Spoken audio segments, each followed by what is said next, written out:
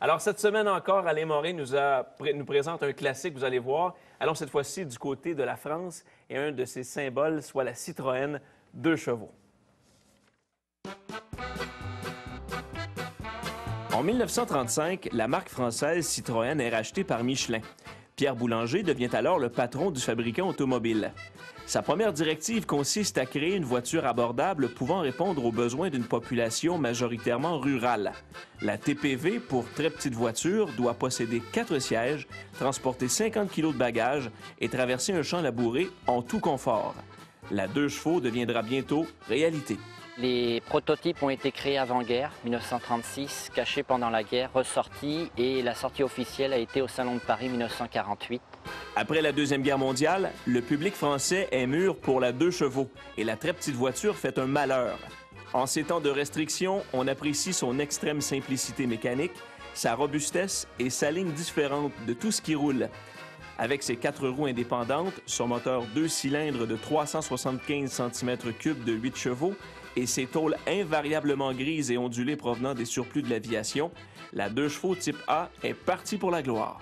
À l'époque, les premières commandes qu'il y a eu au Salon de Paris, et les 10 premières années, il y avait quelque chose comme 7 à 8 ans d'attente avant d'avoir sa première 2 chevaux. Au fil des années, plusieurs variantes de la 2 chevaux voient le jour. Après la type A, on retrouve la type AZ, beaucoup plus puissante avec ses 12 chevaux, puis la type AZL, plus luxueuse. La Diane, la Méhari, l'Ami 6, l'Ami 8, les utilitaires et les décapotables fabriqués par des carrossiers indépendants. Au fait, la 2 chevaux tire son nom de la puissance fiscale, un barème dont se sert encore, mais de façon différente, le gouvernement français pour calculer le coût de l'immatriculation. La voiture de Damien Thomas est une 2 chevaux Azam 1966.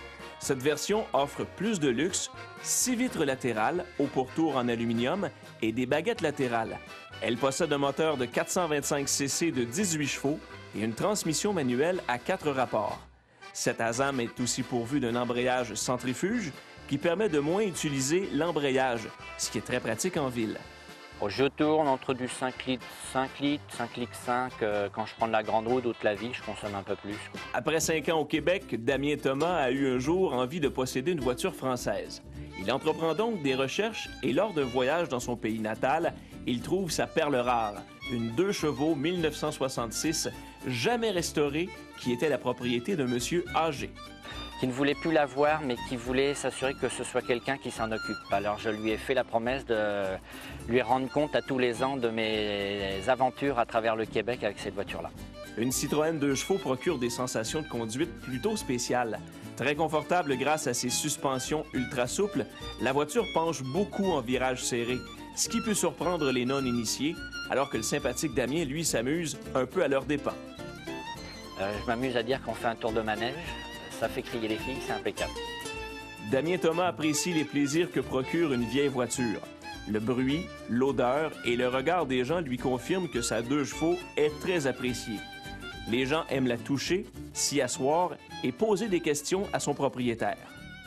Lorsque la 2 chevaux quitte les lignes de production après 42 ans de loyaux services, plus de 5 millions d'exemplaires ont été construits. Tout comme la Ford Model T, la Fiat 500, la Mini Cooper et la Coccinelle, la 2 chevaux fait désormais partie de la mémoire collective.